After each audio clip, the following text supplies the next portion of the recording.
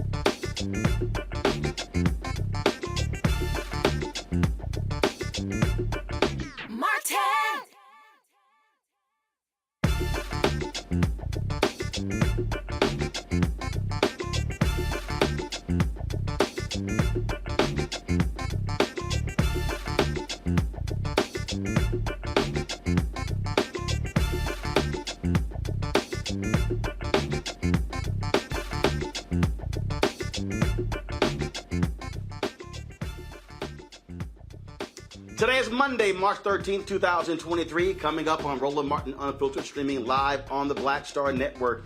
A major bank in Silicon Valley goes under. So why are Republicans, white Republicans, Wall Street Journal, why are they trying to blame this on diversity? Yes, it is beyond laughable. We'll tell you how the shutdown of this Silicon Valley bank is the latest attempt by white conservatives to blame woke for everything. Vice President Kamala Harris not returning the phone calls of Senator Elizabeth Warren, who's trying to apologize after she, let's just say, did not give an endorsement to Harris being on the ticket in 2024. What the hell is up with Democrats and their infatuation with trying to replace Vice President Harris? We'll break this thing down on today's show. Also, remember the Arizona geologist who went missing? He's been missing for 628 days. We'll give an update on the case of Daniel Robinson. Also, the FBI released 2021 supplemental hate crime report showing an almost 12% surge in hate crimes in America. I told you about those white domestic terrorists. Also, the Academy Awards took place last night. A lot of people upset. Angela Bassett did not win. Ruth Carter becomes the first black woman to win 2 Oscars. We'll show you. And of course, Jimmy Kimmel did address the slap that took place last year between Chris Rock and Will Smith. Y'all, it is time to bring the funk. I'm Roland Martin Unfiltered on the Black Star Network. Let's go. He's got it. Whatever the miss, he's on it.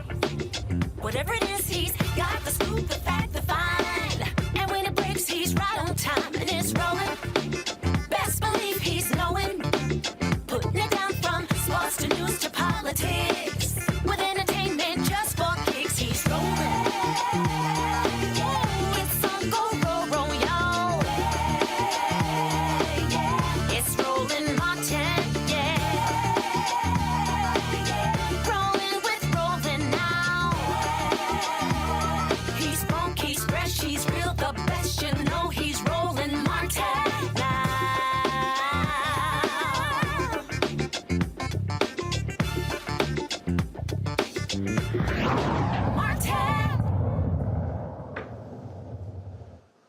All right, so first Democrats were whining about whether or not President Joe Biden should be on the ticket. Now Democrats are complaining, well, should be Vice President Kamala Harris. Senator Elizabeth Warren did an interview with a Boston radio station a few weeks ago where she was asked the question, and, well, let's just say she sort of created a whole drama by not giving a ringing endorsement of Vice President Kamala Harris. Listen. I really want to defer what makes Biden comfortable on his team. I've known Kamala for a long time. I like Kamala. I knew her back when she was an attorney general and I was still teaching, and we worked on the housing crisis together. So we go way back, but they have to be a team, and my sense is they are. I don't mean that by suggesting I think there are any problems. I think they are. Well, apparently Warren has been apologizing. She's now placed phone calls to the vice president. The VP's chief of staff has returned the phone call. Harris has not actually returned her phone call. Warren did issue in a statement. This is after the interview with the Boston National Public Radio. Quote, I fully support the president's and vice president's re-election together and never intended to imply otherwise. They're a terrific team with a strong record of delivering for working families. Let's go to my panel about this. Dr. Julian Malvo, Dean of the College of Ethnic Studies, California State University, Los Angeles. Dr. Amakongo Debinga, professorial lecturer, School of International Service, American University. Renita Shannon, former Georgia State Representative. Okay, I don't understand what the hell's going on here, Julian. Look, I've been saying this for the longest. Democrats need to shut the hell up, accept the fact that Joe Biden, yes, will be 82 years old when he runs. He is going to be the Democratic nominee, period. Vice President Kamala Harris is going to be the VP nominee, period. It's just dumb to me if they're going back and forth on this. That's what it is. Accept it, move on, focus on beating the Republicans next year. Democrats have a tendency to shoot themselves in the foot. We do it over and over and over again. And this is a prime example of that. Elizabeth Warren didn't need to say anything. All she could say was what she said in her statement. I support the ticket. But instead, she's going down the mulberry bush, and she's really wrong. I appreciate her, from her economic populism, for a number of other things. But I just think this was a wrong statement to make at a time when Democrats are vulnerable, are shooting themselves in the foot. So I don't know why she did it, but she did it. And now she's trying to apologize. And that's called too much, too little, too late. There are a coterie of Black women surrounding Vice President Harris. And we're not fooling with these fools who continue to disrespect her. And that includes Senator Warren. You cannot disrespect Black women and think that it's okay. And so she can say whatever she has to say. The comment was disrespectful, and if I was Kamala, I wouldn't be calling her back either. It's simply, to me, Congo, a complete waste of time. She is going to be the nominee. And my whole deal is, answer the damn question. It's just like what all these Democrats were asked last year. Will you endorse Vice President Joe Biden? And then people were like, well, we'll see. What the hell are you talking about? Right. This man is trying to be president for his entire career. You think he's going to voluntarily give up the most powerful office in the world? Ain't going to happen. He's running, barring anything health-wise. He's running, she's running. Democrats, suck it up. And quite honestly, it's really frustrating because it actually is bringing me back to the whole situation with Obama and Hillary when Democrats got into a big fight at the Wardman Hotel and people were talking about, oh, I'm not going to vote for Obama and all of that. And Democrats almost shot themselves in the foot that time, as Dr. Malveaux was talking about. And so we're seeing a situation now where it's not like this is Biden and Harris running for the first time. They are already there. I heard someone talking about, well, Vice President Harris hasn't accomplished much. What is the Vice President supposed to accomplish? What does Mike Pence accomplish when he was Vice President? They're doing all of these digs, and Roland, the Republican Party is so vulnerable right now that Democrats, they're jumping on this nonsense about Biden's age, even though so many young people in the party support a man like Bernie Sanders, for example, while nobody's talking about Trump's age on the Republican side. And they're also looking at whether vice president is going to be dumped going into the second election. But quite honestly, Roland, we have seen this before, and we're going to continue to see it. And what Elizabeth Warren did, she kind of blew the lid off of what many of these people in the Democratic Party are thinking. And I do believe that at the end of the day, this can really cost us an opportunity to really win back the House in the next election if we spend all of this time fighting. She is already there. She's doing an incredible job. And she represents the #1 constituency for the Democratic Party. So putting out any nonsense suggesting that she shouldn't be there, we don't care how far back you knew her when y'all were teaching and all of this, when you were teaching and all of this nonsense, fall in line like the Republicans do going into 2024. But Roland, lastly, I will say, I think they also fear her being the face of the party running for president in 2028. So they're starting to just throw more shade right now, and it's got to stop. Renita, it's real simple. You can't focus on 28 until you win in 24. So shut the hell up. Put all of your energy into raising money, building awareness, talk about your accomplishments. And the reality is this here, let's just be real clear. Nobody is out there voting for the vice president. They're voting for the president. I don't care whether you're Republican or you're Democrat. Well, I think that this situation is actually not really about Elizabeth Warren. I think this is about a concerted effort that we've seen from the media to pretty much tell us every single week or every time we see any article printed about Kamala that she's not doing a good job, she's not doing anything, where has she been? I mean, we almost never see any articles about the actual work that she is doing. It's just always a constant stream of chipping away at her and expecting more from her than we've ever expected of any vice president. I mean, to your point, Roland, most people can't even remember the names of vice presidents who have served in the past. And so Kamala has done what she's supposed to do as a vice president. And I really think that this is more of the media just continuing to print things. And I don't know who is exactly behind it. It feels so concerted and so organized. It just really feels like that's what they're trying to do. But I will say this, we do have softness on the left, okay? So Biden does need to do things policy-wise. We cannot just tell people to shut up and vote, because that is going to have us lose elections. So there are things that on the policy side that do need to get fixed. We saw what happened with overturning, him working with the Senate to overturn pretty much a criminal justice reform that was done in D.C. So we have real issues that do need to be snaked out. This is not one of them. What VP Harris has done, that is not an issue. And I really wish media would stop with this concerted attack, because it's really showing a black tax on her that we've never seen any other vice president have to deal with. Yeah, but there are no media attacks if you don't have Democrats who if they stop talking about it, then there are no stories. I mean, that's what the real problem is. And so I just think, to me, it's just dumb. So, like, really move the hell on. All right, folks. Got to go to a break. We come back. White conservatives, oh, my goodness. I keep telling y'all while we read my book, White Fear, that now they're trying to blame diversity for the 2 banks shutting down, including one in Silicon Valley. Wait until I show you what was in this Wall Street Journal article. These people are utterly hilarious, as if white men have not been destroying the country and destroying banks all of these years. Well, I'll tell you next.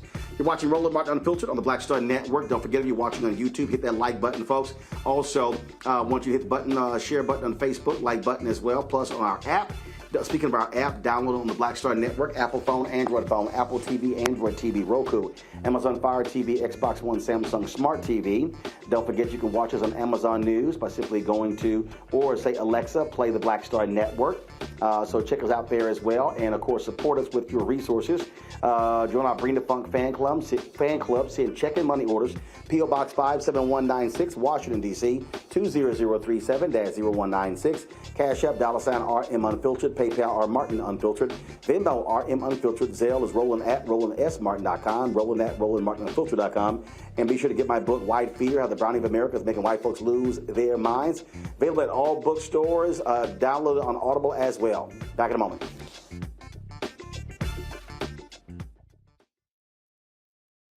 A lot of these corporations or people that are running stuff push black people if they're doing a certain thing. What that does is it creates a butterfly effect of any young kid who, wants to leave any situation they're in, and the only people they see are people that are doing this. So I gotta be a gangster, I gotta shoot, I gotta sell, I gotta do this in order to do it.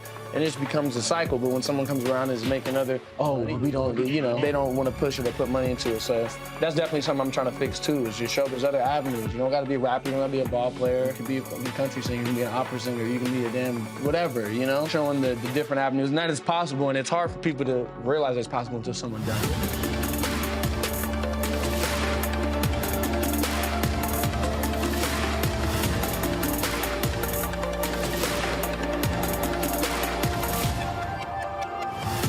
Next on The Black Table with me, Greg Carr, we featured the brand new work of Professor Angie Porter, which, simply put, is a revolutionary reframing of the African experience in this country. It's the one legal article everyone, and I mean everyone, should read.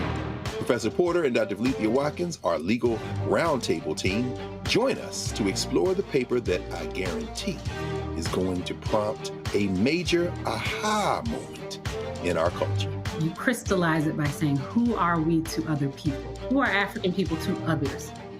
Governance is our thing. Who are we to each other? The structures we create for ourselves, how we order the universe as African people. That's next on The Black Table, here on the Black Star Network.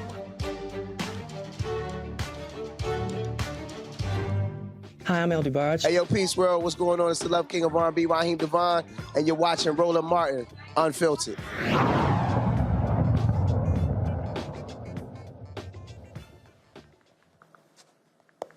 All right, folks. Let's just be clear what's going on here. You got this bank that shut down in Silicon Valley. The feds are trying to actually auction it off. But over the weekend, we have seen these conservatives, this Silicon Valley, talk about Silicon Valley Bank, blaming diversity. Now, you had Congressman James Comer on Fox News. Guys, if y'all have the soundbite, let me know, where he was like, I think it was because they were woke. They were so busy focusing on being woke. Just stupid. Just stupid. So the Wall Street Journal actually puts this nonsense in the article. I mean, if you want to just see just dumb folk, let me just read this comment here, y'all, which is nuts. And again, I told y'all when I wrote my book, White Fear, what was going on, what was happening, what these people are doing. So they want to blame everything for diversity. And when I say everything, I literally mean everything. So this is what this idiot writes in the Wall Street Journal. Was there regulatory failure? Perhaps. SVB was regulated like a bank but looked more like a money market fund. Then there's this. In its proxy statement, SVB notes that besides 91% of their board being independent and 45% women, they also have 1 black, 1 LGBTQ, and 2 veterans. I'm not saying 12 white men would have avoided this mess, but the company may have been distracted by diversity demands.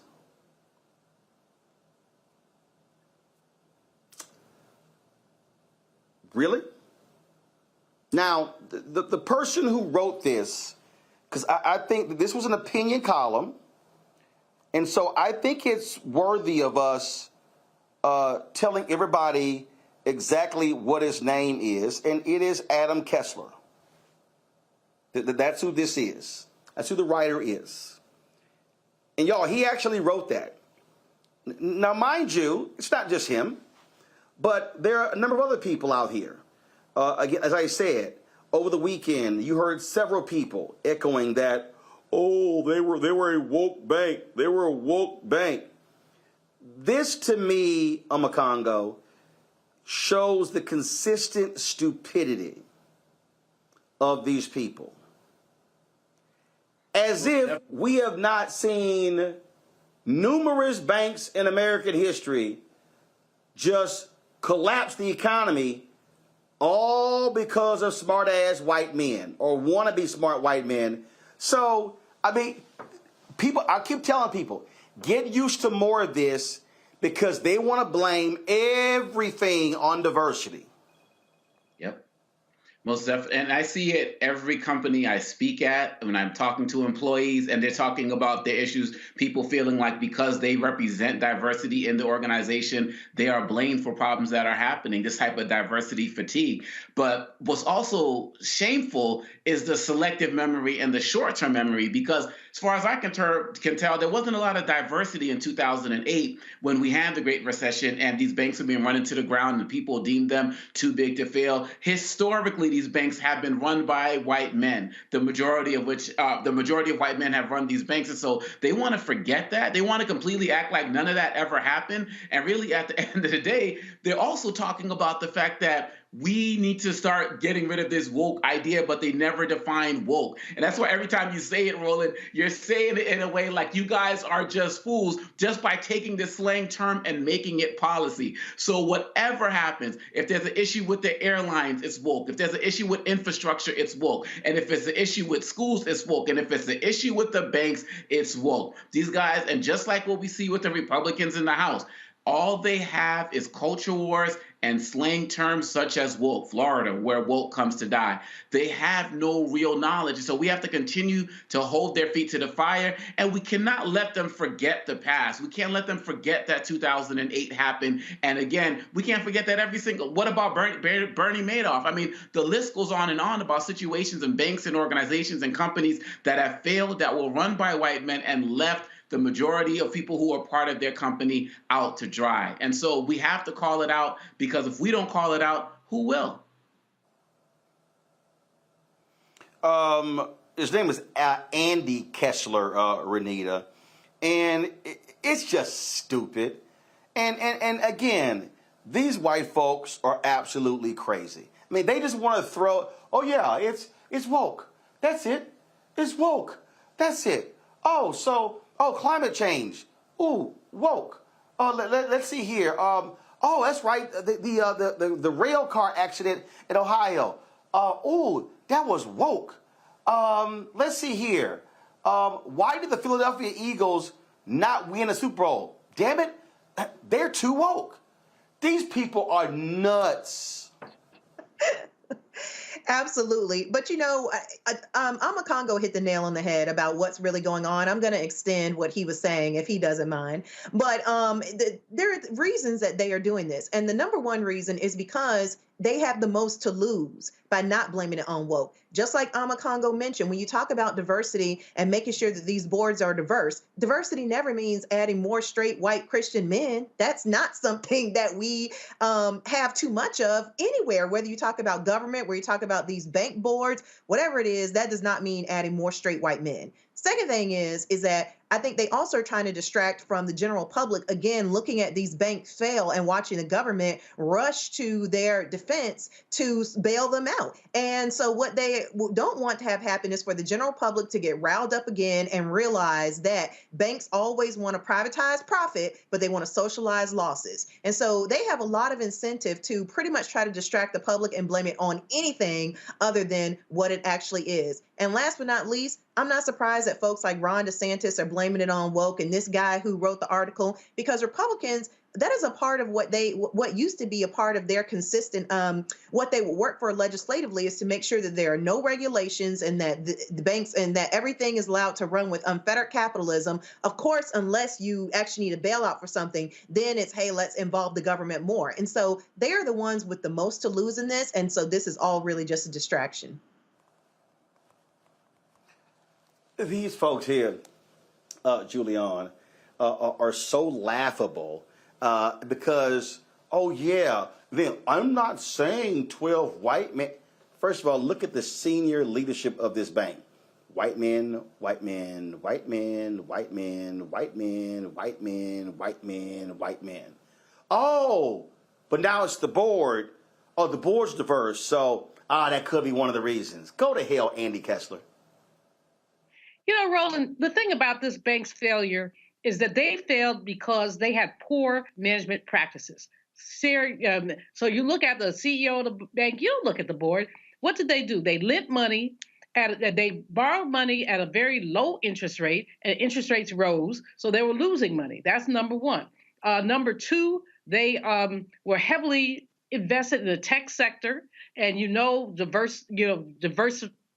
diversify your holdings. They did not do that. They were heavily invested in tech, and as tech got shaky, so did they. And number three, I mean, I don't even know where they get this woke stuff from. First of all, the word woke has been abused.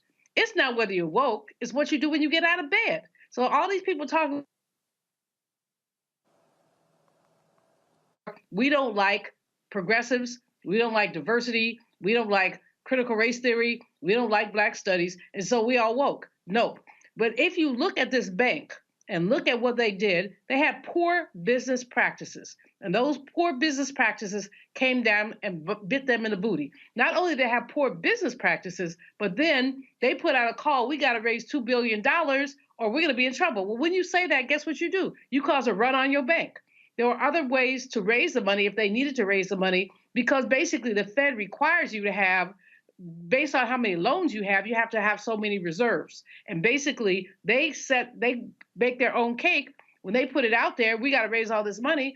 Their basic depositors like, oh, wait a minute now, maybe I better move my money. And that's what people did. So this Andy, whatever his name is, he obviously has no discernment and has no economic analytical skills. Because if he did, he would say, why did this bank fail? Had nothing whatsoever to do with any kind of diversity. And again, as both Obakongo and Renita have said, if you look at the history of bank failures, Black people have not been running those banks. LGBTQIA people have not been running those banks. Well, look, here, about white people, white men to be exact. Here's a video. Here's a video of Ron DeSantis weighing in this fool. But, Governor, I want to get your take on what appears to be another emergency unfolding this morning, and that is around this Silicon Valley Bank. and its failure. You took on the insurance crisis in Florida last year, tackling what was becoming a property insurance issue. How worried are you about Florida banks and the potential for a run on these banks with the Silicon Valley failure? So I don't have any specific information about any Florida bank similar to Silicon Valley Bank, and hopefully that remains the case. You know, Maria, it just appears to me, I mean, this bank, they're so concerned with DEI and politics and all kinds of stuff. I think that really diverted from them focusing on their core mission. I also look at it and say, we have such a morass of federal regulations. We have a massive federal bureaucracy, and yet they never seem to be able to be there when we need them to be able to prevent something like that. Two things for this dumbass. Ron DeSantis don't know jack about this bank, don't know jack about DEI or anything. Two, the laws were actually loosened under Donald Trump. Dodd-Frank was loosened, making what took place possible. But that's what happens when you read. Y'all, I keep telling y'all what these people are trying to do.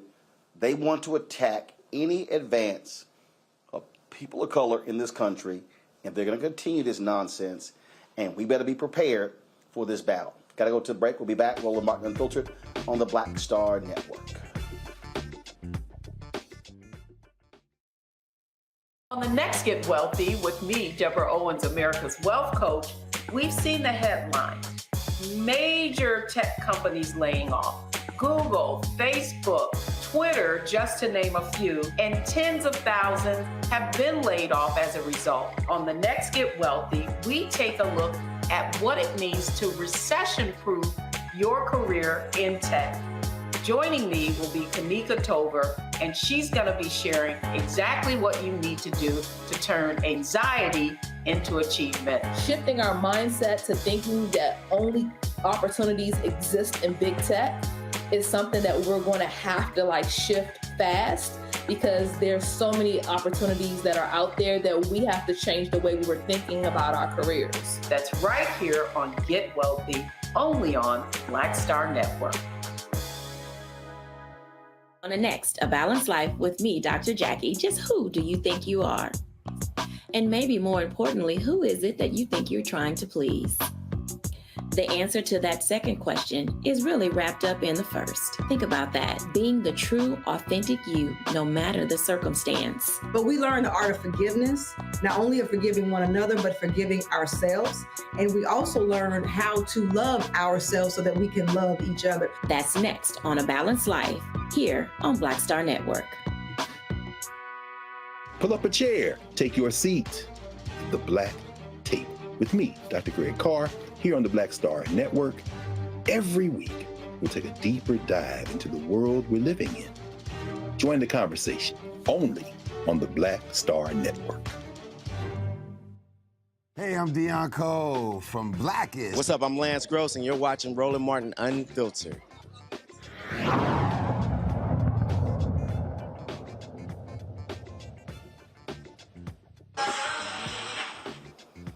All right, fam, we keep telling y'all about these hate crimes, and the FBI has offered some details with regards to 2021. It is called the Supplemental Report, showing that hate crimes in the United States rose by 11.6% 2021.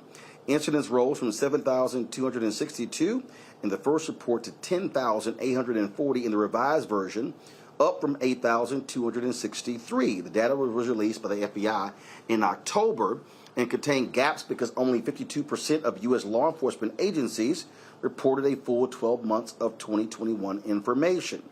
The Associate Attorney General, Vanita Gupta, issued the following statement: preventing, investigating, and prosecuting hate crimes are top priorities for the Justice Department, and reporting is key to each of those priorities.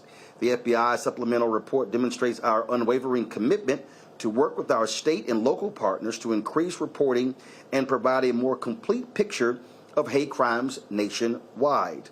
We will not stop here. We are continuing to work with state and local law enforcement agencies across the country to increase the reporting of hate crime statistics to the FBI. Hate crimes and the devastation they cause communities have no place in this country.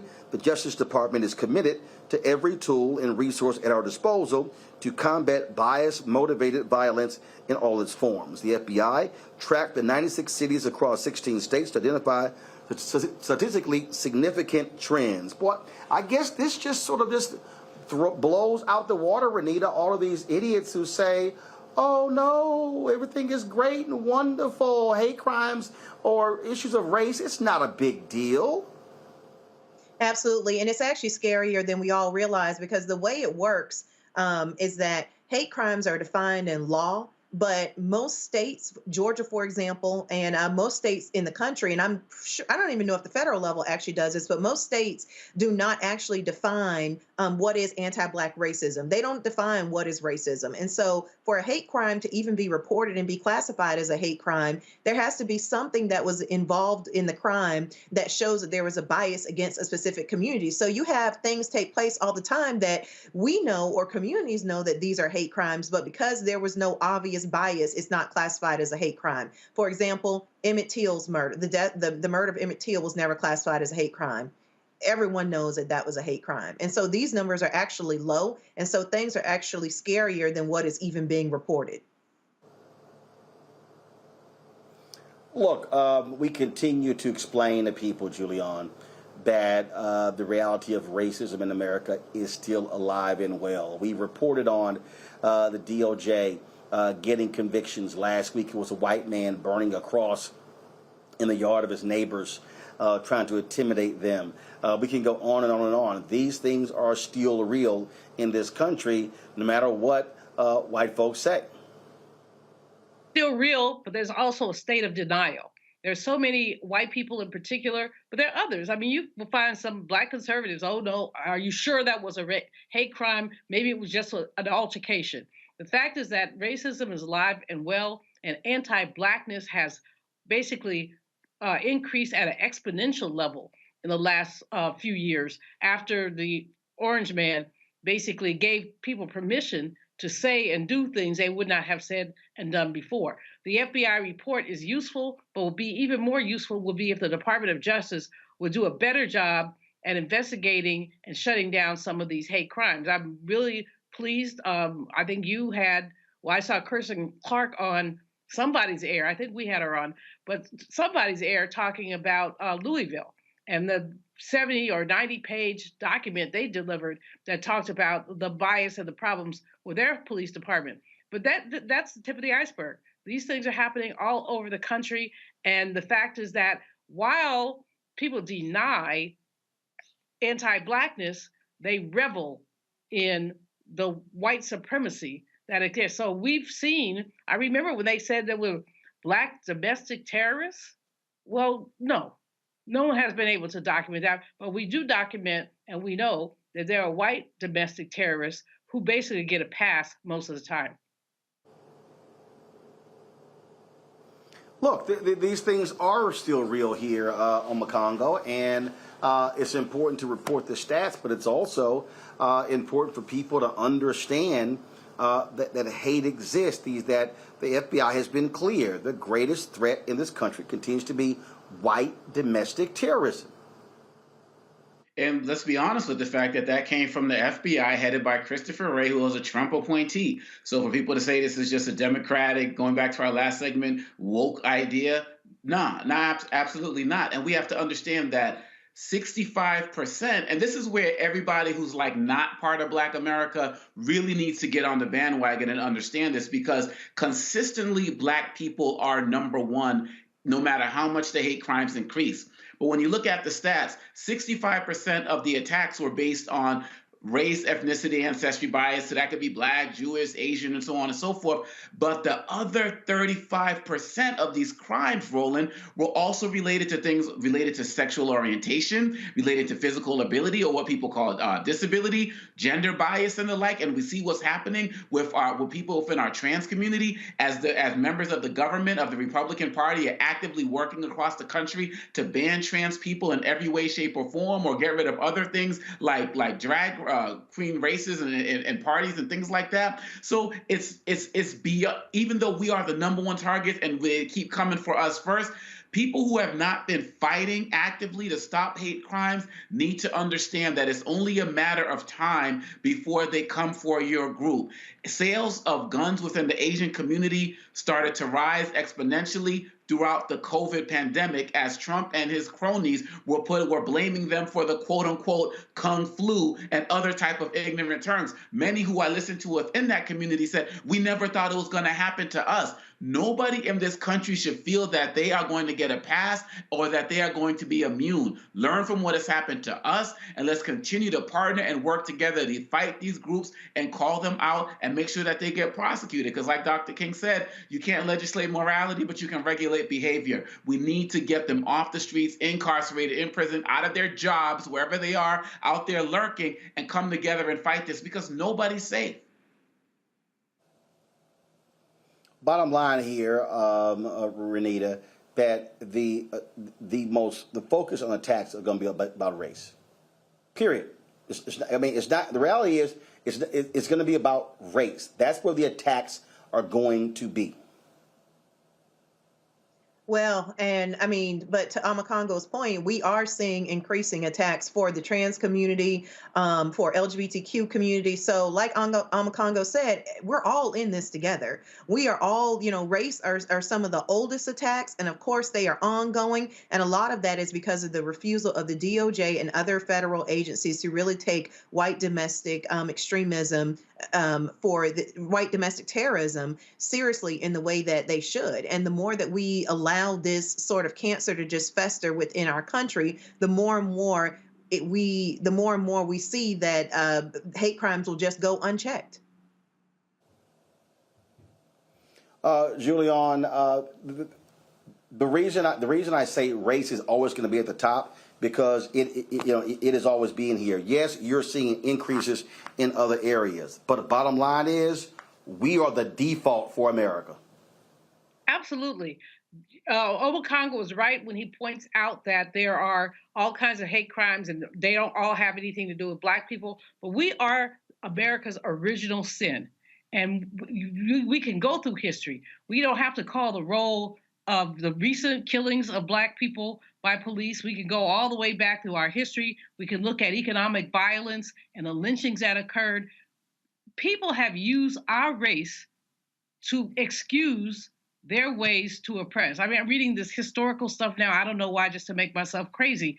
But when you look at some of the stuff, the ways that Black people have been treated systematically, and the people who pick those attitudes up and continue to deal with them. So I don't really care that much about old racists. They gonna die. But when you get a 20-year-old, 30-year-old who's talking the same crap that their grandfathers are talking, that lets you know how persistent anti-Blackness is. And it's not just anti-Asian, anti-gay, it's anti-Blackness at the root, and the rest of it, if we're the root, the rest of it are branches on the tree. But they get away with oppressing other people because they get to oppress our people. And we could just, there's so many examples, Roland. You talk about white fear in your book, great book, by the way. Talk about white fear, but it's more than fear. It's their paranoia. They're afraid that we will do to them what they did to us. No, that's exactly what it is. Exactly what it is. And so, we are seeing these things continue. Folks, remain vigilant and always protect yourself at all costs. All right, going to a break. Don't forget, folks, if you watch on YouTube, hit that like button, y'all. We should easily get 1,000 likes by the top of the hour. Also, of course, we want you to download our Black Star Network app. Let's move on to hit. Let's try to hit. We're about 10,000 away from 75,000 downloads. Apple phone, Android phone, Apple TV, Android Android TV, Roku, Amazon Fire TV, Xbox One, Samsung Smart TV. Speaking of Amazon Fire, if you've got Amazon Fire, you can click news and you can see 24-hour channel, the Black Star Network, right there on Amazon News. You can also, of course, support us. Your dollars make it possible for us to travel across the country. I'm actually in New York City right now, doing the Breakfast Club tomorrow, Ebro in the mornings on Wednesday, talking about my book, White Fear. Of course, you can send your check and money order to P.O. Box 57196, Washington, D.C., 20037-0196. Cash App is $RM Unfiltered. PayPal is Martin Unfiltered. Venmo is RM Unfiltered. Zelle, Roland at RolandSMartin.com. Roland at RolandMartinUnfiltered.com. And if you haven't gotten your book, get White Fear, How the Browning of America is Making White Folks Lose Their Minds. Available at bookstores nationwide, Amazon, Barnes & Noble, Target. You can also download your copy on Audible. We'll be right back. Hatred on the streets, a horrific scene, a white nationalist rally that descended into deadly violence. White people are losing their damn minds. As an angry pro-Trump mob storms the U.S. Capitol, we've seen shooting. We're about to see the rise of what I call white minority resistance. We have seen white folks in this country who simply cannot tolerate black folks voting. I think what we're seeing is the inevitable result of violent denial. This is part of American history. Every time that people of color have made progress, whether real or symbolic, there has been what Carol Anderson at Emory University calls white rage as a backlash. This is the rise of the Proud Boys and the Boogaloo Boys. America, there's going to be more of this. Here's all the Proud Boys, guys. This country is getting increasingly racist in its behaviors and its attitudes because of the fear of white people. The fear that they're taking our jobs, they're taking our resources, they're taking our women. This is white fear.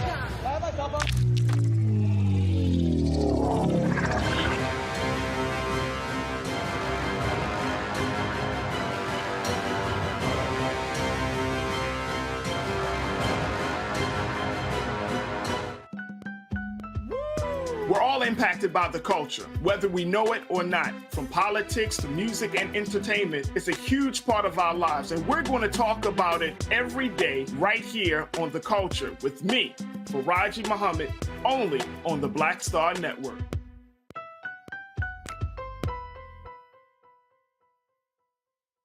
Hi, I'm Eric Nolan. What's up, y'all? I'm Will Packer. I'm Chrisette Michelle. Hi, I'm Chaley Rose, and you're watching Roland Martin Unfiltered.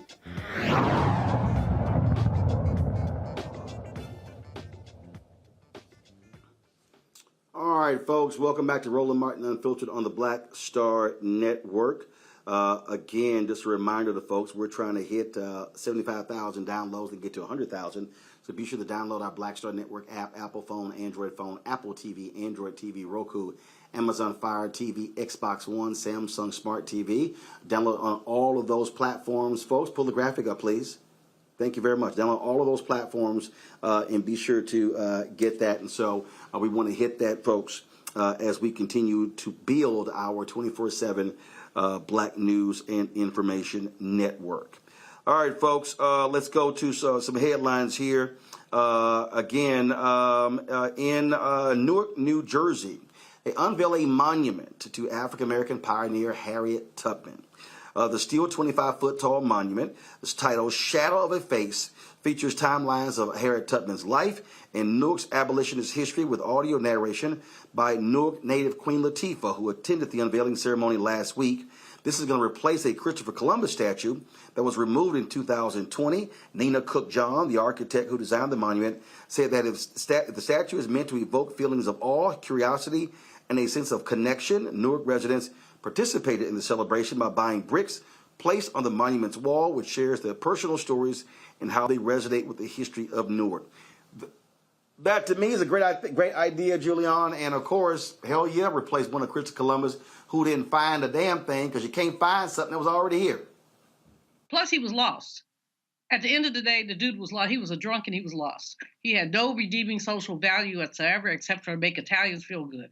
So, bye, Christopher. Hello, Harriet. More importantly, Harriet Tubman, we still don't have the $20 bill that we wanted, that the Treasury passed on, said they were going to do, and then under the Orange Man, they took it away. We can't lift her up enough. She basically led enslaved people out of enslavement. I just got a T-shirt the other day that said, "Don't argue with anybody that Harriet would have shot." And that's just a powerful kind of statement about some of the bickering we have in our community. Some people were leaving enslavement, then they want to go back. And Sister said, no, I will shoot you behind. That's the end of that. So this is one of the kind of pieces of news, Roland, that makes me smile. It just makes me say yes. In Women's History Month, with lifting up a Black woman that many have tried to deny, let's get it on. All right, folks, let's talk about this story here, which is kind of interesting, and that is dealing with Malcolm X. The University of Rhode Island, they removed a partial Malcolm X quote that sparked a student protest. The University of Rhode Island, of course, the quote was on the facade of its Robert L. Carruthers Library. This was after 30 years after members of the school's Black student leadership group protested because the shortened version misrepresented the fuller meaning of the message. The quote on the building was shortened to, quote, "My alma mater was books, a good library I could spend the rest of my life reading, just satisfying my curiosity." The actual quote, which was in the autobiography of Malcolm X, by Malcolm X, as told to Alex Haley, read, quote, "I told the Englishman that my alma mater was books, a good library. Every time I catch a plane, I have with me a book that I want to read, and that's a lot of books these days. If I weren't out here every day battling the white man, I could spend the rest of my life reading, just satisfying my curiosity, because you can hardly mention anything I'm not curious about." University President Mark Parlange pledged to have the quote removed out of respect for the student group, which recently held a 30th anniversary. Quote, "Our university is grateful to those students for their courage, and I'm grateful to today's generation of student leaders who, advocating in that same spirit, continue to inspire our ongoing work to foster a truly inclusive and equitable community." Michelle Fontes, who participated in the 1992 protest, says she was happy about the change, and this is proof the new administration is striving to do better. Well, this is one of those things, Amakongo, where I say, okay, don't just remove the partial quote, put up the full quote. That's right. It amazes me how, and I've spoken at the University of Rhode Island before, and they've worked, they've made some great strides, but nowadays people are so afraid to avoid teachable moments. And at a university, that should be the number one priority. I remember when the Dr. King statue was being erected here in D.C., and they said, well, they had a quote. They just had the partial quote saying, "I was a drum major for justice or change." And Maya Angelou was like, "No, have the whole thing there." If these quotations are going to speak about our history and speak about who we are, they have to be complete. And this also ties in with the Harriet Tubman story that you just shared as well. Our story cannot be shortened or minimized or hyphenated to look good on a building. Malcolm X is one of our heroes. As Ossie Davis said, our Black shining prince. And so really at the end of the day, these quotations, they are invitations. They are invitations to learn about the history that so many states and legislators are trying to remove. They are invitations for next generations to really do a better job of understanding these people. And when Jon Stewart talks about America's racial wallpaper as it relates to buildings named after Confederate soldiers and Columbus Day and all of these monuments, we need to continue the fight to replace this racist history that's visual everywhere with stories about our own people who fought to make this country better for everyone. And we can't minimize it by shortening or minimizing the quotations and denying a history that our children and all children are already not getting enough of. Now, folks, check this story out here. The Biden-Harris administration is looking to update the U.S. race and ethnicity standard. This will be the first time since 1997. The White House Office of Management and Budget is going to host 3 virtual town halls this week. The federal government standards were created to collect consistent race and ethnicity data across federal agencies when handling censuses, national surveys, and application forms for government benefits. Some advocates have been pushing for combining the race to address confusion and conflating the population of one ethnic group under the 1997 standards, which encourages people of Middle Eastern and North African or MENA groups to identify as white, and some advocates have called for eliminating the terms white and black altogether. The White House's Offices of Management and Budget will decide on new classifications next year. Your thoughts, Renita? Well, somebody who has a sociology background like myself, this is really important, and I support that they are looking at revising these categories. And the reason why I say that is because the only way that you can actually track discrimination and bias that happens in the workplace, or, for example, in receiving government benefits, is you have to track it with data. And so it's very important that we continue to track which communities are receiving, being charged higher rates for loans, for example, which communities are, facing different disparities. It's very important that we have correct data so that we can work towards this equity and justice that we're saying that we're about as a country. I mean, this is an example of actions needing to match rhetoric. And so I'm glad to see this. I'm sure that this is going to make the heads of conservatives pop off. As I saw in one report discussing this, folks were saying, let's just get rid of all the categories. Well, if you get rid of all the categories, there's no way to track discrimination, which some folks would like for us to stop tracking that because they just want everybody to shut up and be quiet and move past it. And so these things are really, really important when it comes to making sure that all communities are being treated fairly. And of course, with Black folks having had faced the most discrimination in this country, we have a long ways to go to make sure that every single part of our life has equity in it, just like the rest of the country. It is, I think it's important for people to understand, Juliana, a lot of people really don't understand how so much is decided when we talk about government programs, we talk about resources, when we talk about National Institutes of Health, when we're talking about, yes, the census, where that the racial data matters, because when you also are talking about racial data, you're also talking about class data and where resources are going. You know, a lot of people say you can't miss what you can't measure, but we have to measure what's going on in our country in terms of not only race, ethnicity, gender, class. We have to be able to measure that. What we know for sure, Roland, is that when we have the census data, it affects allocation. When you have a census undercount, that undercount means underfunding. And so it's important, and a lot of people say, I don't want to get counted. Well, you need to get counted because it does make a difference.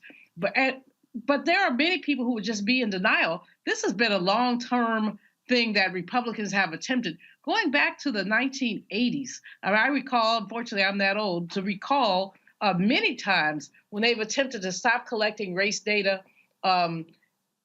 just for years because Ronald Reagan, he said we didn't want to measure our differences. And there was a big fight to stop collecting that kind of data. The data is important. It lets us know where we are. It lets us know about things like poverty, differential poverty, income, differential income. Tomorrow is Equal Pay Day, which means if women, they worked until tomorrow, they get the same amount of money that a man earned last year. What's wrong with that data? Number one, when is white women's Equal Pay Day? And when is it for Black women, Latina women, and for women of color, it's way further down the calendar. For American Indian women, it's all the way down to like November. So, but if we didn't have that data, we wouldn't know that. We wouldn't be able to measure gender discrimination in the workplace. So it's not just the macro data, it's the micro data and the whole issue of disaggregation.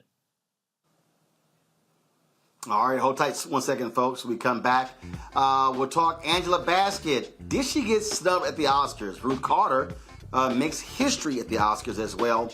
That and more right here on Roland Martin Unfiltered on the Black Star Network. Back in a moment.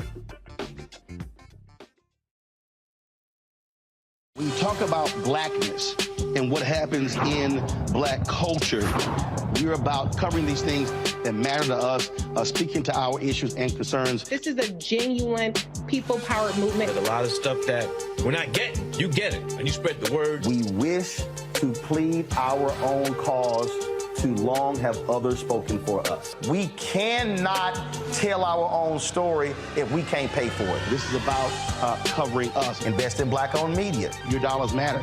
We don't have to keep asking them to cover our stuff. So please support us in what we do, folks.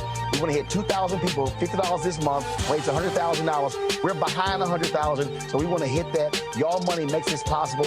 Checks and money orders go to P.O. Box 57196, Washington, D.C. 20037-0196. The Cash App is $RM Unfiltered. PayPal is R Martin Unfiltered. Venmo is RM Unfiltered. Zelle is Roland at RolandSMartin.com.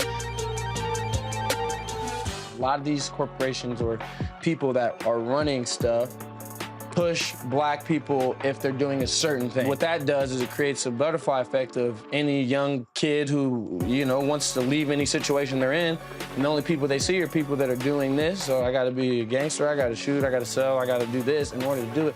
And it just becomes a cycle. But when someone comes around and is making we don't, they don't want to push it or put money into it. So that's definitely something I'm trying to fix too, is just show there's other avenues. You don't gotta be a rapper, you don't gotta be a ball player. You can be a country singer, you can be an opera singer, you can be a damn whatever, showing the different avenues. And that is possible, and it's hard for people to realize it's possible until someone does it.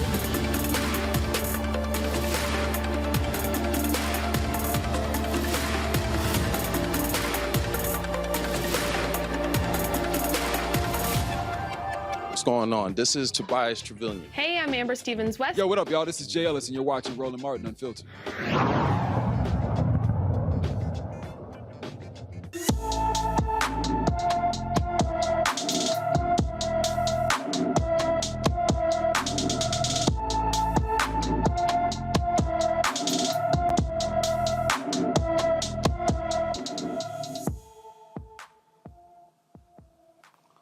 All right, folks, Courtney Smith has been missing from Gary, Indiana since January 5th.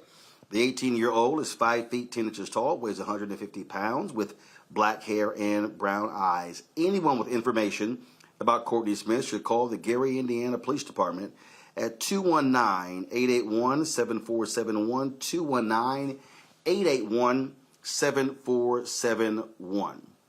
Folks, we did the story previously about this young man, David Robinson, first of all, Daniel Robinson, and how he has been missing. He was a geologist who was missing in Arizona. Now, his dad, David Robinson II, has just been on a focused path to find his son. He's been missing for 628 days. Now, skeletal remains found in a remote desert area of Buckeye, Arizona, fuel speculation that they belong to Daniel Robinson, who disappeared on June 23rd, 2021. Well, they do not. So here for an update from South Carolina on the search for his son is David Robinson II, president and founder of the Daniel Robinson Foundation. Glad to have you back, David. Unfortunately, you still don't have the information that you need. When we last talked, I remember asking you specifically, what type of support had you been getting from the company that your son was working with? Because there were several white workers he was out in the desert with, correct? Well, actually, there's one worker that he was out in the desert with that particular day. That is something typical that kind of job. However, yes, he's the company itself has not done anything towards actually doing their own searches to locate my son. He's on the job, of course, and that's one of the things that started off initially was one of the problems in this whole case. So, for folks who were not watching then. Describe exactly what happened. What do they say happened with your son? That what he left on his own accord? Please explain to folks what they say took place. Well, the only person that see my son, he was out at well site waiting on my son that morning. My son went to one well site prior to going to the second well site. He's a field geologist. Go out to these well sites, meet one representative. The one representative said that my son met him out there on the side of the road. My son followed him into that desert. They went 1 mile west, 2 miles north to get to this well site where they will be completing their job. According to that guy, he said my son, they reached there at 9 o'clock. By 9:15, my son waved out to him, disappeared in the desert, have to never be seen again. Almost 30 days later, my son's vehicle showed up farther into that remote part of that desert and ravine. Everything on his body was lying in a pile 3 feet away from that vehicle, but my son has not been found since. And that is what is still so strange, how his personal effects were found. That's right. The cell phone, his work computer, for instance, his wallet, his keys to his apartment, things like that was found in that vehicle. Case of water. It's 118 degrees that time of the year in the summer. 2 cases of water in there untouched. Things like that. So, yeah, it was a really, really strange episode in that part of the case. Questions from my panel. I'll first start with you, Amakongo. I remember the first time I heard this story, and as a father as well, it continues to break my heart. What I didn't pay as much attention to as I am tonight is the fact that the company refused to help. What reason could they have possibly given for that? And at this stage, is there pressure that we could be putting on the company to get involved at this stage? Well, that's like you said, that should have been done at day one. That's one of the things that we discuss as a family with that company. They have money, they have resources.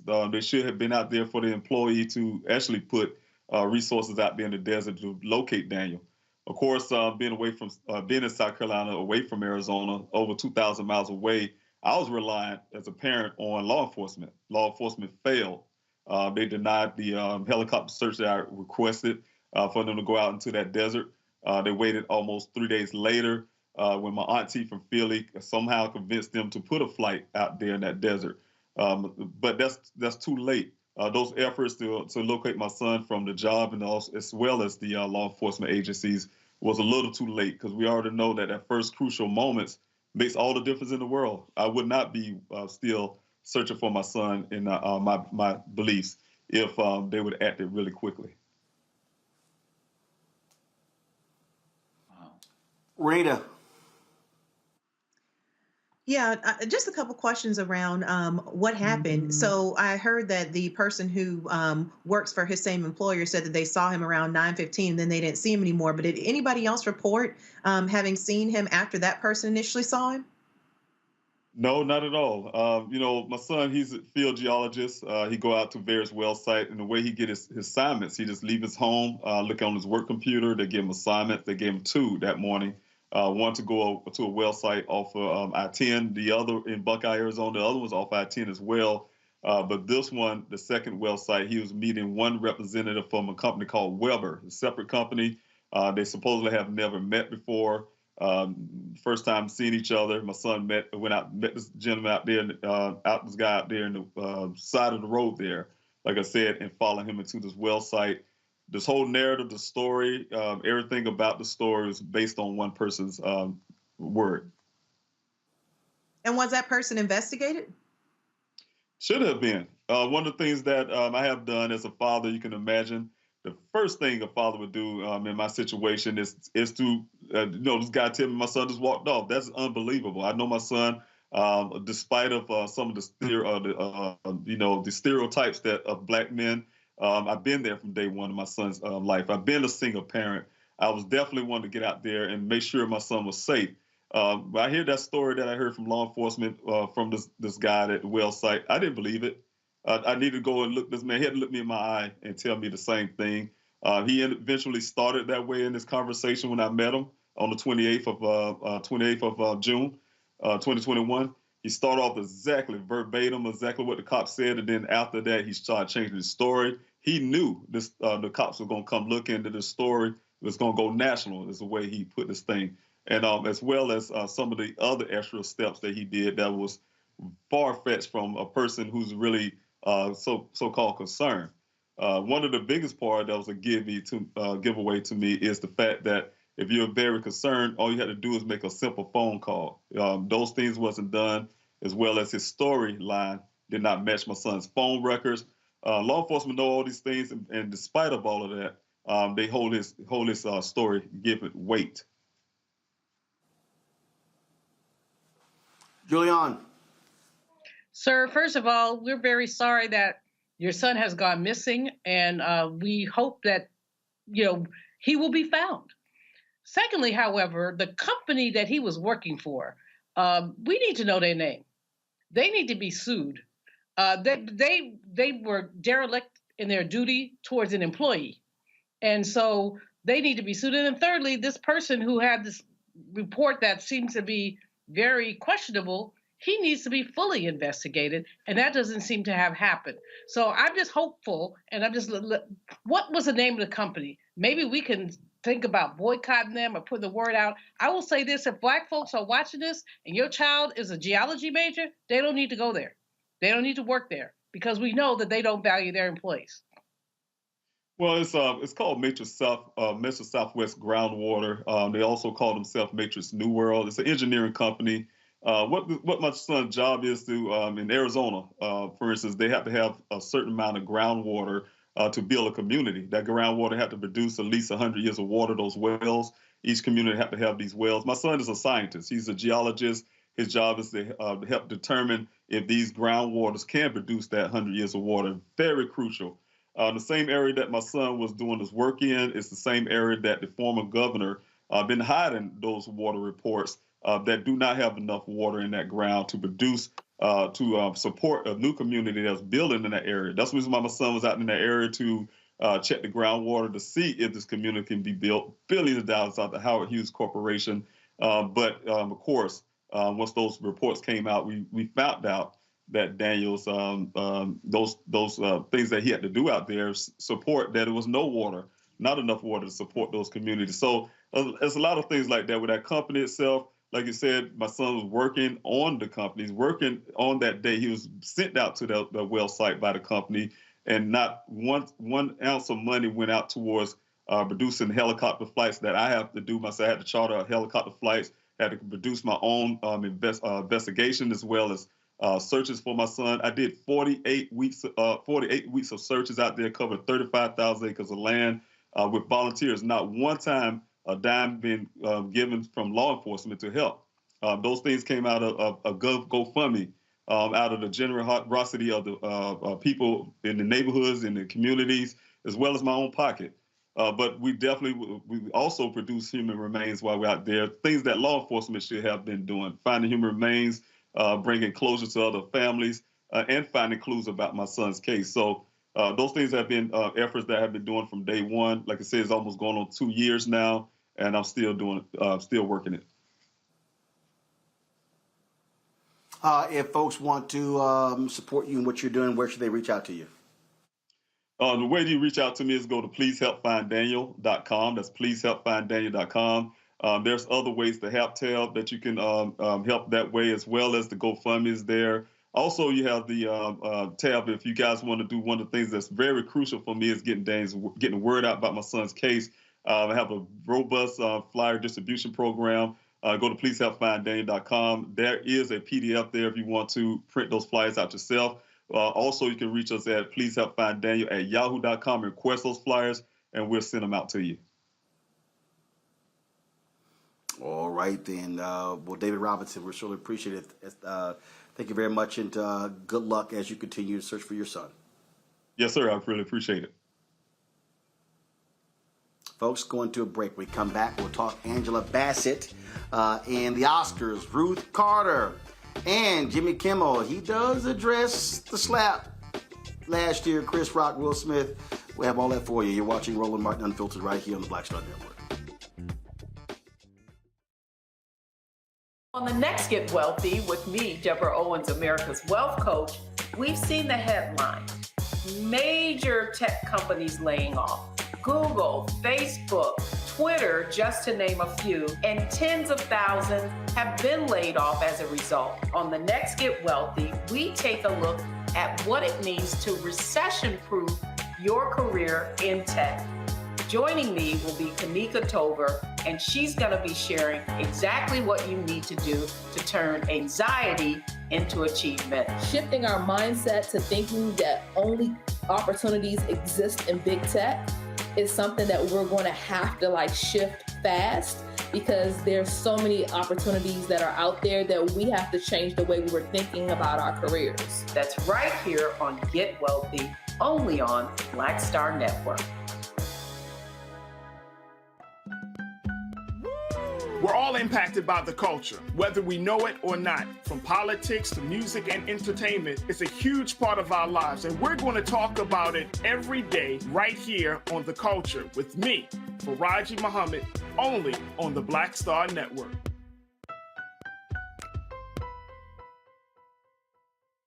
On the next, A Balanced Life with me, Dr. Jackie, just who do you think you are? And maybe more importantly, who is it that you think you're trying to please? The answer to that second question is really wrapped up in the first. Think about that. Being the true, authentic you, no matter the circumstance. But we learn the art of forgiveness, not only of forgiving one another, but forgiving ourselves. And we also learn how to love ourselves so that we can love each other. That's next on A Balanced Life, here on Black Star Network. Hi, I'm Amber Stevens-West from The Carmichael Show. Hi, my name is LaToya Luckett, and you're watching Roland Martin Unfiltered.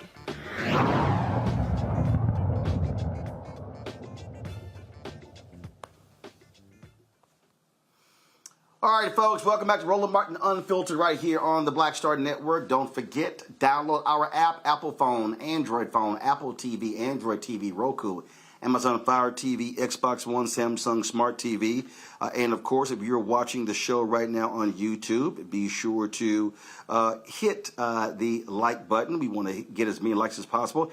That impacts the algorithm, which impacts the revenue for the show as well. Don't forget, we also now on Amazon News. That's right. If you got Amazon Fire TV, just go to News, click that, and you can actually pull up our 24-hour, 7-day-a-week channel. And so we certainly want you to do that. And so support us in all that you can. All right, folks, let's talk about what's going to be happening tomorrow in Oklahoma, where the Black Creek's descendants of the Muskogee Creek Freedmen are going to be back in court to reclaim their tribal citizenship rights in the Creek Nation. Demario Solomon Simmons is the lead attorney.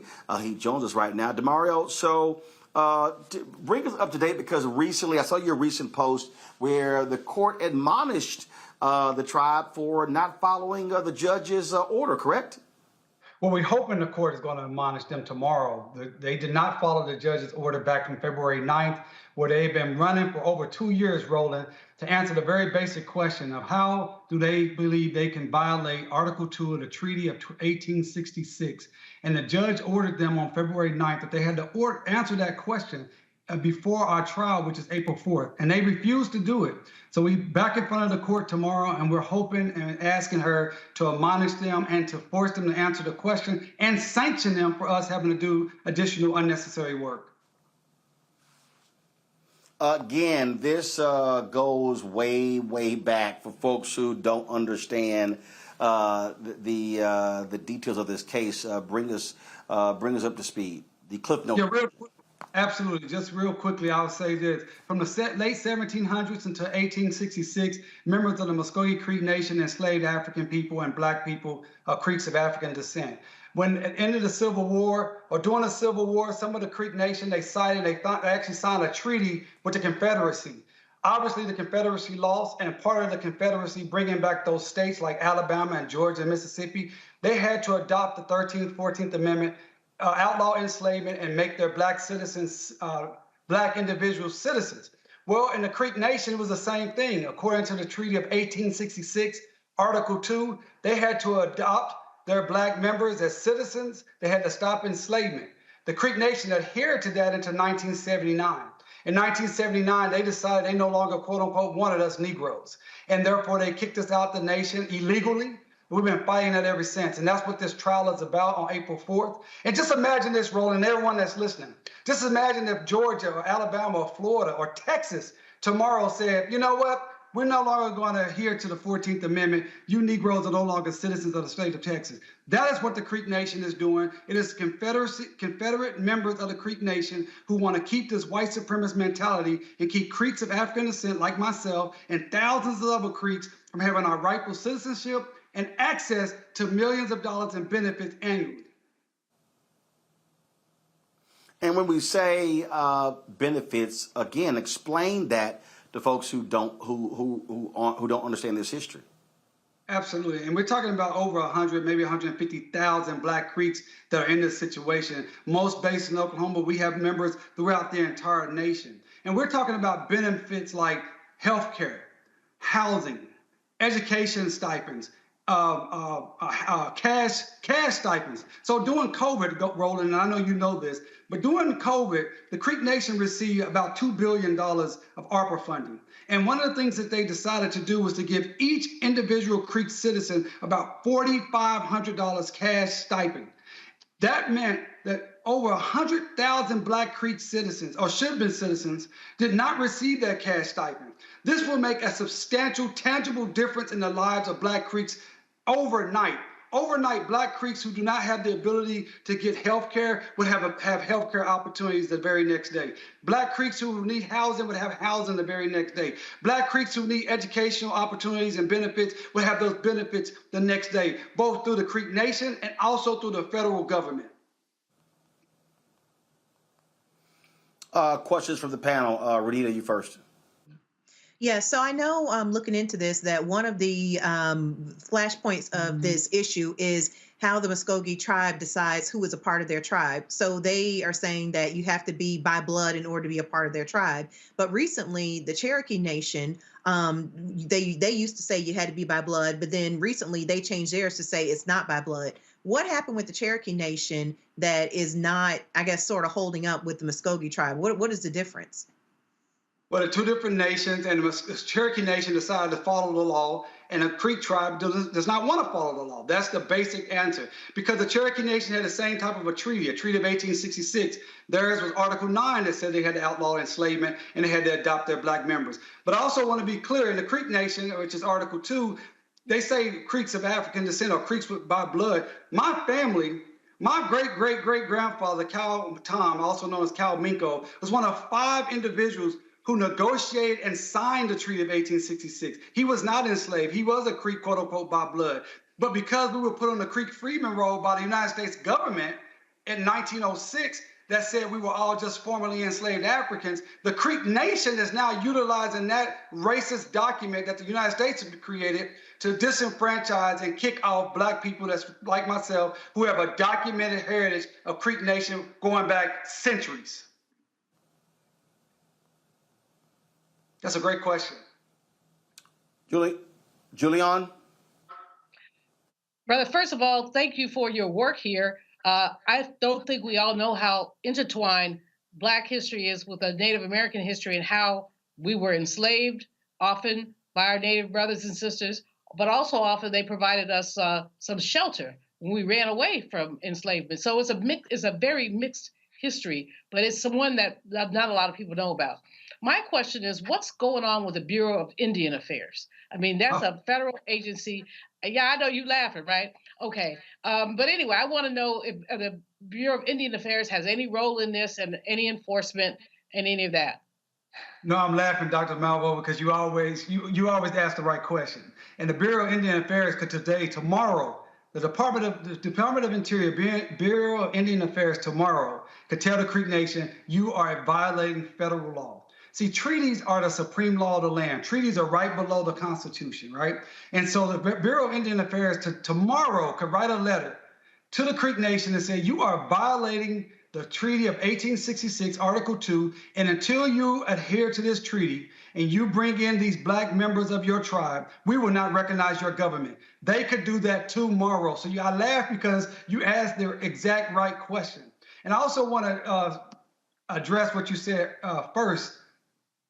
There were many Native American nations like the Creek Nation that provided leadership, support, and opportunities for Creeks of African descent or runaway enslaved Africans. And it's sad that there is a portion of those members of the nation who cited and wanted to be more European, wanted to have the colonial slave type plantation enslavement economy. And that's what we're still fighting, that mentality. White supremacy, in other words, is still infecting the minds of our own Native brothers and sisters. And I want to be clear about one other thing. The Black Creeks are the co-founders of Greenwood, Tulsa, Oklahoma, Black Wall Street. Black Creeks, so you cannot have justice for Greenwood and justice for the Tulsa Race Massacre without justice for Black Creeks.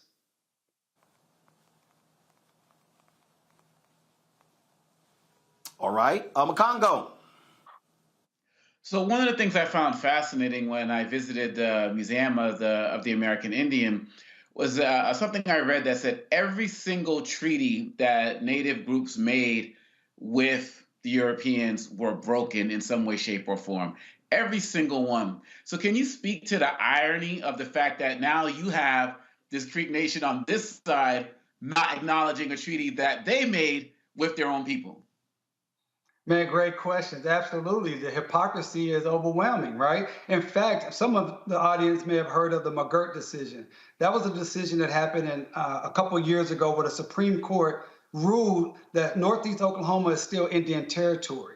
And that was a case that was involving the Muskogee Creek Nation, the same nation we are in court with today. And the Muskogee Creek Nation was making that argument that Article 3 of the Treaty of 1866 was still good law. Therefore, the state of Oklahoma does not have the authority, the jurisdiction to charge criminally Creek Nation citizens. And they argued that successfully all the way to the United States Supreme Court. Yet, when it comes to Article 2 of that same treaty, they want to ignore it. They want to say that does not matter here. And that's why the actions of the Creek Nation is not only illegal, it's not only racist and discriminatory, but it's a threat to all Indian law throughout this entire country, because all the Native American tribes are fighting to uphold their treaties, and the Creek Nation wants to be able to say, well, we are going to decide, we're just going to ignore Article 2. And if they're allowed to get away with that, then the United States of America will have the moral opportunity to continue to not do what they're supposed to do for all other Native American tribes. So that's an excellent question. If folks want to actually just read more about this, is there a website that you guys have where they can go check everything out? Absolutely. They can go to justiceforblackcreeks.org. That's justiceforblackcreek.org. Or you could go to justiceforgreenwood.org. justiceforgreenwood.org. So like you said, Roland, we have a big hearing tomorrow in Okmulgee, which is about 45 minutes away from Tulsa. That's tomorrow on the 14th. We have a big trial that's scheduled from April 4th to April 7th. We're expecting a large turnout, lots of people coming in from out of town, congressional members. But I want to just reiterate, justiceforblackcreeks.org. We cannot have justice for Greenwood without justice for Black Creeks. So everyone that wants to see a form of justice for Black people, this is a form of reparations, guys. These people enslaved Black folks.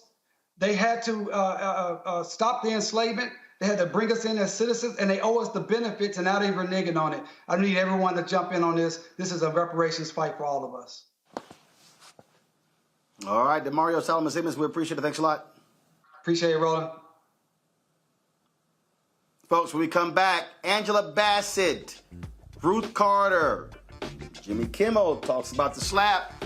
We'll show you what took place yesterday at the 95th Academy Awards. You're watching Roland Martin Unfiltered on the Black Star Network. Download our app, Apple phone, Android phone, Apple TV, Android TV, Roku, Amazon Fire TV, Xbox One, Samsung Smart TV. Join our Bring the Fuck fan club. Your dollars make it possible to do what we do. Folks, we literally have to raise about $100,000 each month from our fan base. And so when you give, trust me, it is making all that we do possible. Not just my show, but the other shows that we have on the Black Star Network, the 24-hour streaming channel, our OTT platform. We got some great things happening. I'm actually here in New York meeting with ad agencies, trying to unlock those dollars. And so we're doing the best that we can to build this Black News and Information Network.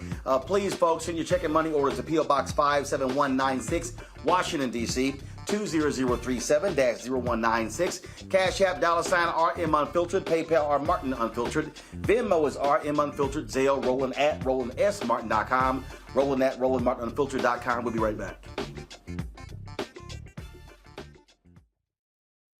Next on The Black Table with me, Greg Carr.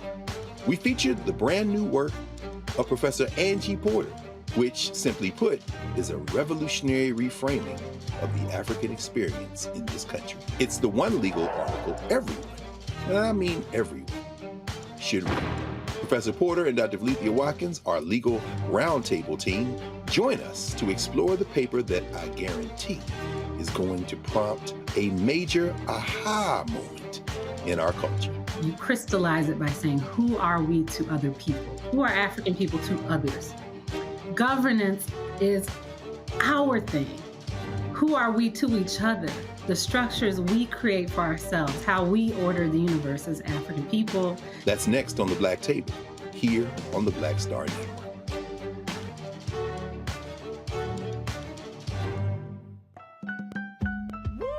We're all impacted by the culture, whether we know it or not. From politics to music and entertainment, it's a huge part of our lives, and we're going to talk about it every day right here on The Culture with me, Faraji Muhammad, only on the Black Star Network.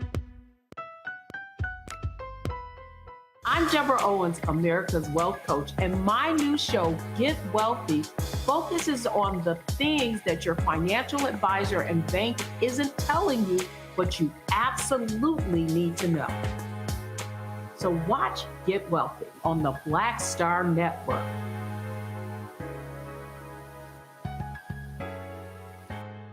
What's up, y'all? I'm Will Packer. I'm Chrisette Michelle. Hi, I'm Chaley Rose, and you're watching Roland Martin Unfiltered.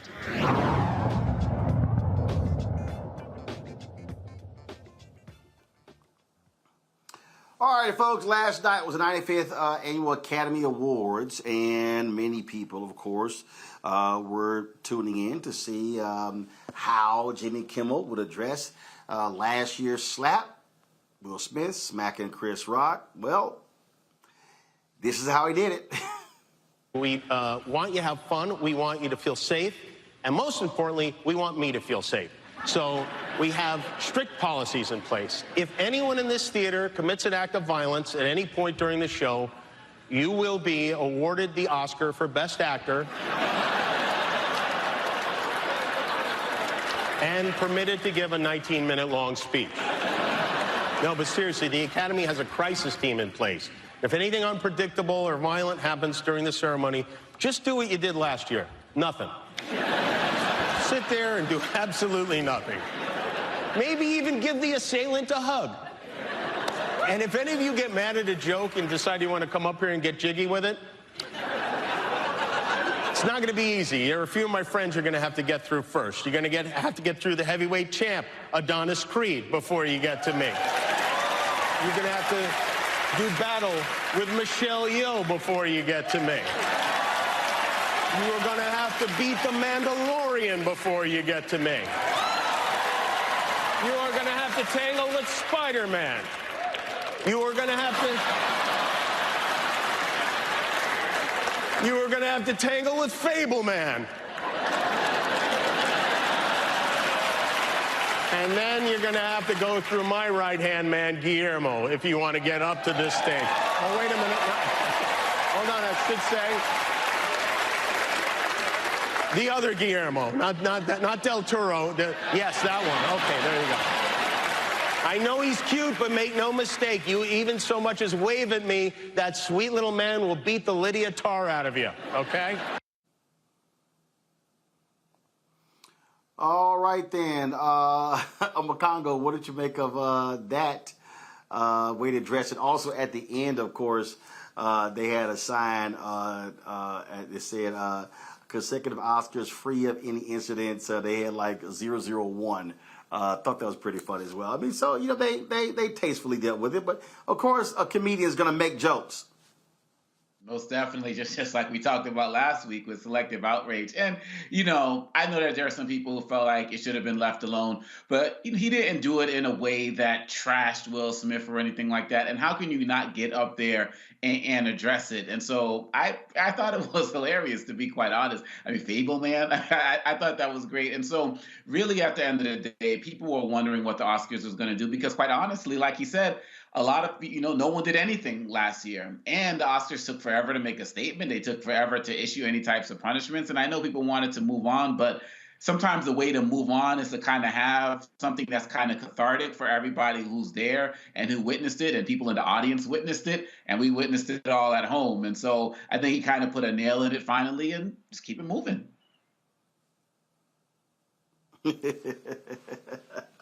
I agree. All right, y'all.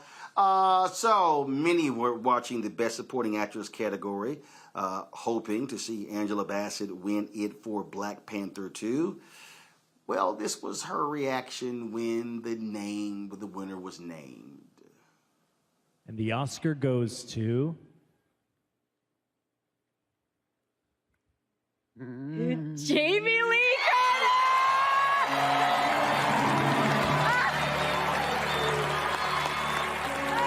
Jamie Lee Curtis made her big screen debut in the horror classic Halloween. All right, so here's the deal, Renita. The movie that Jamie Lee Curtis won for, of course, took home 7 Oscars last night, and she won Best Supporting Actress. This is the daughter of actor Tony Curtis, Janet Leigh. She mentioned both of them. Both of them were nominated for Oscars as well. And for people who have not been following this award season, it really has been in this category at the major awards. You talk about the Golden Globes, the SAG Awards, the BAFTA, the People's Choice Awards, Critics' Choice, that actually Jamie Lee Curtis, Angela Bassett, and Stephanie Sue, who was also in the same movie with Jamie Lee Curtis, they've been sort of like winning. So there was no one runaway favorite in this category. And so a lot of black people are like, oh my God, she got screwed, or she got messed over by the Academy. But really, it was a toss-up based upon how all the other major awards have been going. Right. I mean, but, obviously we all were pulling for Angela Bassett to walk away with this award, especially after getting other historic awards for Marvel movies. And so it was a disappointment to a lot of folks, including myself. But what really made me mad about the whole incident was people trying to police Angela Bassett's emotions. People are online are talking about how, she was wrong to sit down when Jamie Lee Curtis's name was called, the look on her face. Why didn't she stand up and clap? People are saying this when they have not walked a mile in most black women have not walked a mile in most black women's shoes in this country. When you are over 18 and you've been in the workplace, you've had some portion of life experience, you quickly find that frequently black women's work is erased, and we are not awarded for the things that we do great. And so likely her reaction had nothing to do with Jamie Lee Curtis, but it was probably just a continuation of, I'm sure she's experienced, like any other black woman has experienced, continually being looked over. And so to me, that is what I thought was even more damaging, was a continuation of trying to police her behavior and now come at her a certain way because she was obviously disappointed that she did not win this award. That's her right to be disappointed, and nobody should be trying to police how she responds to that. Well, first off, Julian, I went to go see Creed 3 last night, so I actually saw this category on my DVR. So I watched the whole segment. Now, did Angela Bassett eventually stand up? Yes, she did. Then, now when Jamie Lee Curtis finished her speech, did Angela Bassett clap? No, she didn't. But the bottom line is that you can react any way you want to react. As I said, this was a category where, again, you've had different winners at the different major awards. So this wasn't like Jamie Foxx with Ray, or it wasn't like Forrest Whitaker when he played Idi Amin in The Last King of Scotland, where they won every single award show. It was a foregone conclusion. That wasn't the case. But your thoughts on, again, some folks being a little bit perturbed that she did not win, but also those perturbed at her, some saying she was not gracious in congratulating Jamie Lee Curtis. Well, I basically agree with what Renita said about people trying to police her reactions. She is a human being who was probably clearly disappointed. And I don't know what showed on her face because I wasn't looking at that carefully. I was disappointed for her. because a lot of us thought she should have won it. But Jamie Lee Curtis is also a really great actress. Quite frankly, she's one of my faves if among the melanin deficient. So from that perspective, you know, this is all political. Who gets to vote? We don't know who voted.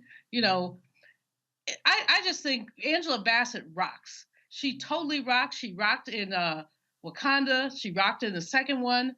Ain't nobody tripping, and she's not tripping either. She, quite frankly, she got an NAACP Image Award, Roland. As you know, I think you were there. She got an Image Award, and she said it was meaningful for her to get something for her people. So, you know, get it from the other people. It would have been nice. There will be other opportunities, but I'm just an Angie Bassett fan, and just cheer her on, and think this sort of micro policing is unacceptable. The woman didn't smile. She didn't stand up. Whatever. I mean, if you went pan the audience, there's some other people who didn't stand up. There's some other people who didn't clap. It's not required. Her feet could have been hurt. I mean, I go to awards shows all the time. Getting up. Oma Congo, she won Best Supporting Actress at the Image Awards. Plus, she also won Entertainer of the Year. But like I said, you know, you've had all these different reactions to what took place. Your thoughts? I feel like people are basically looking at this as like Will Smith, Chris Rock round 2 or something like that in terms of making this such a huge deal. That was a big deal, what happened last year. This is a woman, look, I know Dr. Malvo said that, you know, she's a human being like anyone else, but in our community, damn it, she's the queen. And we hold her in such high regard that everything that both Dr. Malvo and Renita were saying were true. She does nothing to disrespect the game of acting in Hollywood or anything like that. She has always been regal in everything that she does. And so really at the end of the day, if people want to pay more attention to her than everything else that was going on, it shows how petty they are. But as our sisters have said on this panel, Black women are used to it. So I know she's not paying it any mind, but we really got to do better. She put in the work. I didn't see the other movies, so I can't speak to them. I know that she gave an Oscar-worthy performance at the end of the day. And like we all said, the NAACP Image Award, at least particularly at this point in time with everything we're dealing with, it's really more important to me than the Oscars right now. But Angela Bassett does not disrespect the game of Hollywood in any way, shape, or form. Leave her alone and put some respect on her name. Well, also keep in mind, and Jimmy Kimmel, I appreciate that he actually did this last night. He acknowledged from the stage that Danielle Detweiler, who was, of course, the lead actress in Till, and he also mentioned Viola Davis in The Woman King. Both of those women were not nominated. Both of those movies were not nominated. And he said those were movies that were worthy of people watching and also being rewarded. I thought Detweiler gave an unbelievable performance. I absolutely believed that she had earned a Best Actress nod as well for that movie, playing Mamie Till Mobley. But again, this is what happens when you have these award shows. These things happen all the time.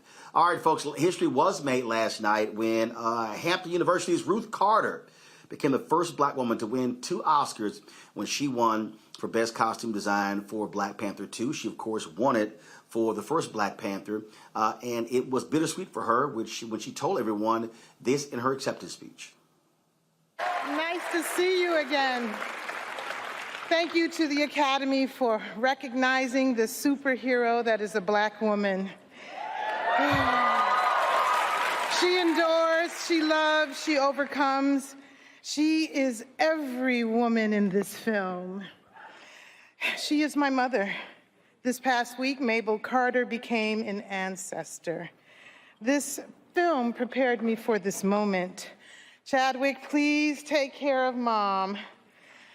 Ryan Coogler, Nate Moore, thank you both for your vision. Together, we are reshaping how culture is represented.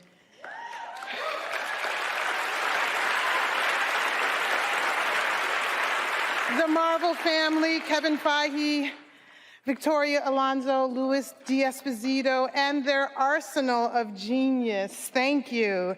I share this with many dedicated artists whose hands and hearts helped manifest the costumes of Wakanda and Tolakan. This is for my mother. She was 101. Ruth Carter, again, makes history, and folks, she got her start doing Spike Lee's movies. And when you go back and look at Mo Better Blues, you look at Malcolm X, look at all of those different movies, she was the costume designer there, Coming to America too as well. So she is absolutely a legend in Hollywood, which is why when she won last night, even when she won a couple of years ago for Black Panther, everyone stood up to acknowledge her greatness. And so congratulations, Ruth Carter, on winning your second Oscar as well. And yes, she also won Best Costume Design at the NAACP Image Awards as well. All right, folks, got to go to a break. We come back, we'll talk nutrition, the impact on improving your health by what you eat. That's next on Roland Martin Unfiltered on the Black Star Network. A lot of these corporations or people that are running stuff push black people if they're doing a certain thing. What that does is it creates a butterfly effect of any young kid who, wants to leave any situation they're in, and the only people they see are people that are doing this. So I gotta be a gangster, I gotta shoot, I gotta sell, I gotta do this in order to do it. And it just becomes a cycle. But when someone comes around and is making we don't do, they don't want to push it or put money into it. So that's definitely something I'm trying to fix too, is just show there's other avenues. You don't gotta be a rapper, you don't gotta be a ball player, you can be a country singer, you can be an opera singer, you can be a damn whatever, showing the different avenues. And that is possible, and it's hard for people to realize it's possible until someone does it.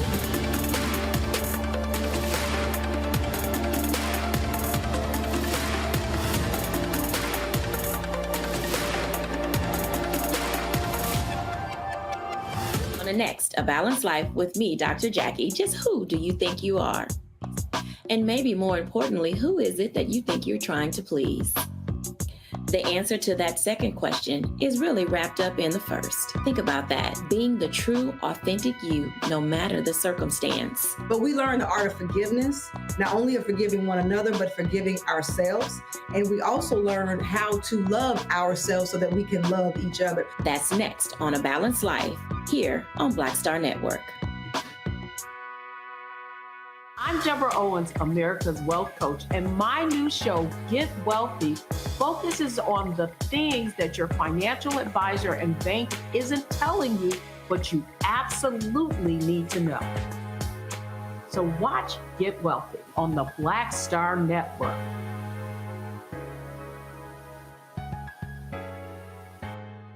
Hi, I'm Vivian Green. Hi, this is Essence Atkins. Hey everybody, this is your man Fred Hammond, and you're watching Roland Martin, my man, Unfiltered.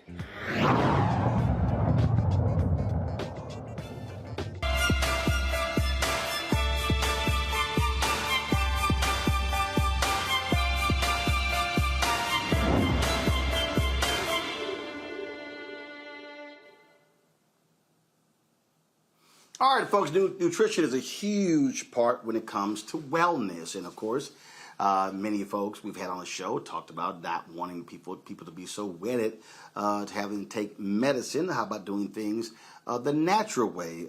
Jessie Thompson is my next guest. She's the author of the new gynecologist recommended book, In Fibroids Manual and Guide. She also has been very much focused on how what we eat can heal the body. Glad to have you back on the show. And so we talk about what you can eat to heal the body. Explain that. Well, thank you so much for having me, Roland. Food is our medicine, no question. It is literally what we consume every day is actually healing our body or it's harming our body. So it's very important for us to make choices that actually help the body support its natural detoxification function. The body is a masterpiece. It is created to detoxify. Of course, there's sources of toxins all over, from the air to the food that we eat, et cetera, because not all the food that we eat is healthy. The stress is a major factor, especially for us as people of color, Black people specifically, in the trauma of racism. So what's happening is the body's natural detox function, which is the involuntary process by which the body rids itself of toxins through perspiration, respiration, urination, defecation, using our 4 vital organs, the skin, our largest organ, the liver, the lungs, the kidney, and then the digestive system and the lymphatic system. What happens when our body is overrun with toxins? it starts to now disrupt the body's ability to detoxify properly, and then we have to start to have an intervention and some people will do diet, some people will do fasting specifically to help reset the body and hopefully start a healthy lifestyle that is, we say prevention is the cure. And so one of the things that doctors always talk about is that when we talk about obesity, that's inflammation. That's and right. What we eat can either help or hurt. Mm-hmm.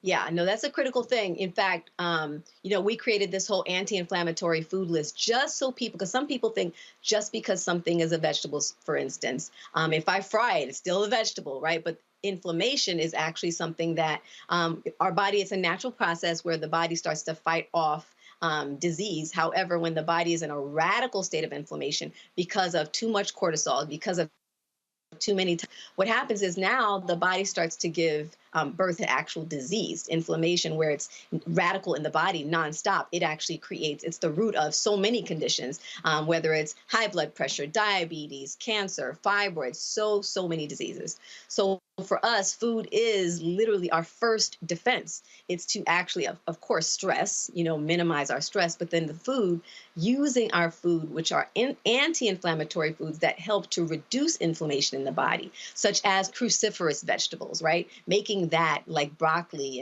and cabbage and bok choy and things like arugula, making the greens a part of every meal that you have is helping use foods to fight inflammation in the body, as well as, antioxidants in berries like blueberries and raspberries. Those are so great for the gut, helping the body. Again, remember we talked about the detoxification function. The digestive system plays a major role. So eating foods that help your gut, eating foods that have high selenium, like Brazil nuts that are great for your liver, another major detox organ. So using your food to actually power your vital organs so that your body can sustain an actual lifestyle of healing.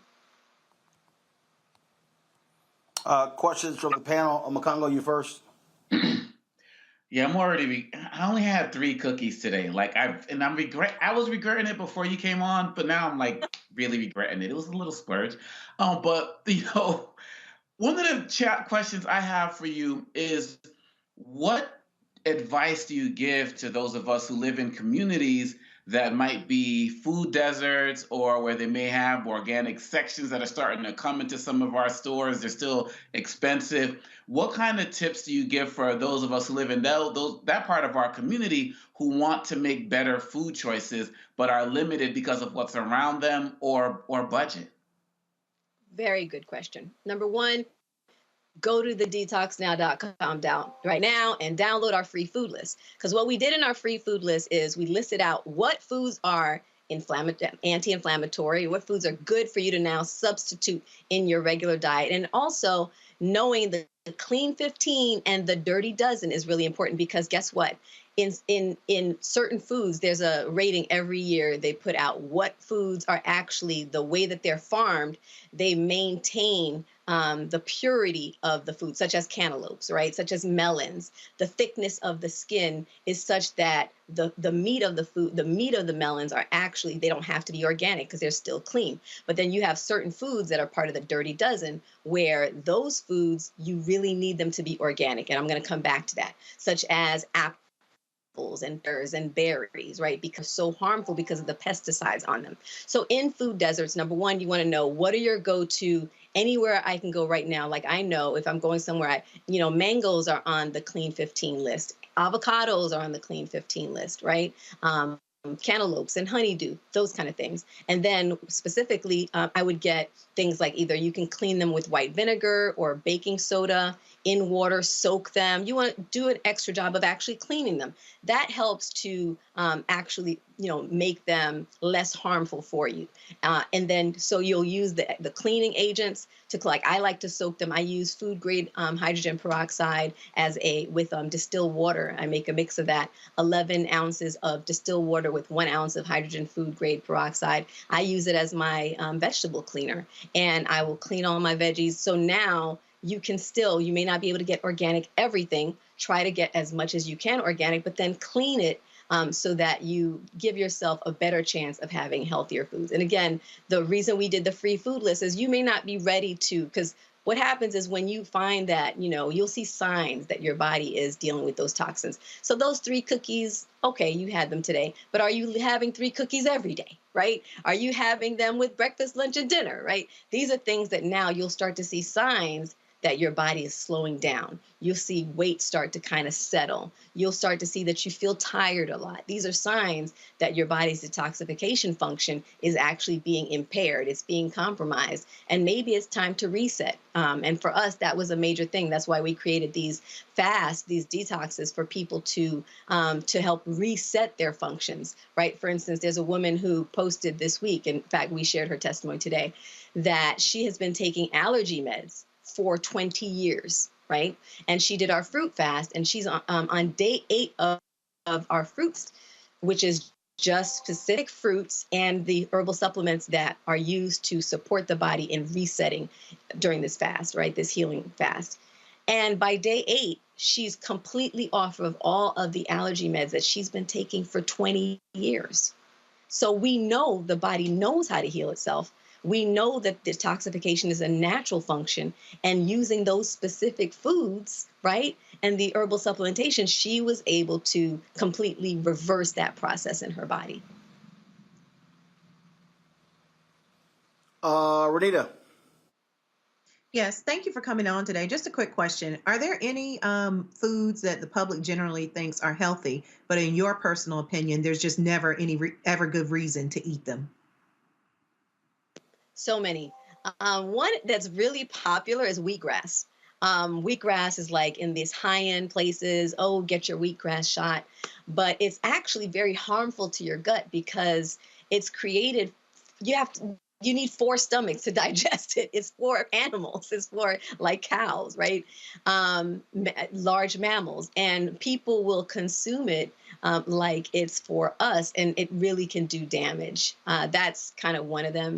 Another one that it really depends, and this is specifically for my sisters out there, flax seeds. So flax seeds can have beneficial properties for women who may be in perimenopause or menopause because their estrogen is low, right? Because estrogen they need support building their estrogen during that time frame. But if you are not in perimenopause or menopause and you're just in your childbearing years, flaxseed can actually lead to estrogen dominance, too much consumption of that because of how estrogenic it is. And that can cause hormonal imbalance. And that's not just for women. I led to that because of the perimenopause, but with men, you can see things like development of man breasts, as well as, baldness, or lose hair, things like that. So in other words, it can get those same inflammatory responses in different ways. Wow, thank you. Julian, I literally have I got 40 seconds. So a question, quick answer, go. You've talked about reset a couple of times. How long does someone have to change their diet, or what must one do to reset? You've seen this slowness, you've seen these things. How do you reset? So fasting is one of the most powerful ways to reset. That's why, we offer free group consults to help everybody determine which fast is the best one for them, because there's intermittent fasting, there's fruit fasting, there's water fasting. So I don't want everybody to just think any fast is right for me, but a fast is great because that voluntary process allows your vital organs to rest, to then now be able to restore their function with the right setting. And we've seen everything from people get off high blood pressure meds with our water fast. Taj, in fact, from SWE, has a powerful testimony of being on our water fast, and she uses it on a regular basis, twice a year, every 6 months or so she does it. And so definitely, we invite you to book a free group consult so that you can find out the right one for you at the Detox Now. All right. .com. Jesse, thanks a lot.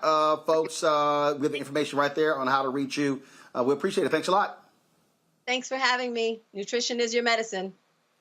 Renita, All right, Renita Omakongo, Julian, thank you so very much, folks. That's it for us. I've got to go. We'll see you tomorrow right here on Roland Martin Unfiltered, right here on the Black Star Network. Don't forget, download our app, Apple phone, Android phone, Apple TV, Android TV, Roku, Amazon Fire TV, Xbox One, Samsung Smart TV. And, of course, join our Bring the Funk fan club. Send check and money orders. P.O. Box 57196, Washington, D.C., 20037-0196. Cash App, $RM Unfiltered. PayPal, R Martin Unfiltered. Venmo is RM Unfiltered. Zelle, Roland at RolandSMartin.com. Roland at RolandMartinUnfiltered.com. I will see you tomorrow. Holla! Folks, Black Star Network is here. Oh, no punches! I'm real revolutionary right now. Support this man, Black Media. He makes sure that our stories are told. Thank you for being the voice of Black America, Roland. Stay black. I love y'all. All momentum we have now, we have to keep this going. The video looks phenomenal. See, there's a difference between Black Star Network and Black-owned media and something like CNN. You can't be Black-owned media and be scared. It's time to be smart. Bring your eyeballs home. You dig? Pull up a chair, take your seat at the Black Table with me, Dr. Greg Carr, here on the Black Star Network. Every week, we'll take a deeper dive into the world we're living in. Join the conversation only on the Black Star Network. Hi, I'm Dr. Jackie Hood Martin, and I have a question for you. Ever feel as if your life is teetering and the weight and pressure of the world is consistently on your shoulders? Well, let me tell you, living a balanced life isn't easy. Join me each Tuesday on Black Star Network for A Balanced Life with Dr. Jackie. We're all impacted by the culture, whether we know it or not. From politics to music and entertainment, it's a huge part of our lives, and we're going to talk about it every day right here on The Culture with me, Faraji Muhammad, only on the Black Star Network. I'm Deborah Owens, America's Wealth Coach, and my new show, Get Wealthy, focuses on the things that your financial advisor and bank isn't telling you, but you absolutely need to know. So watch Get Wealthy on the Black Star Network.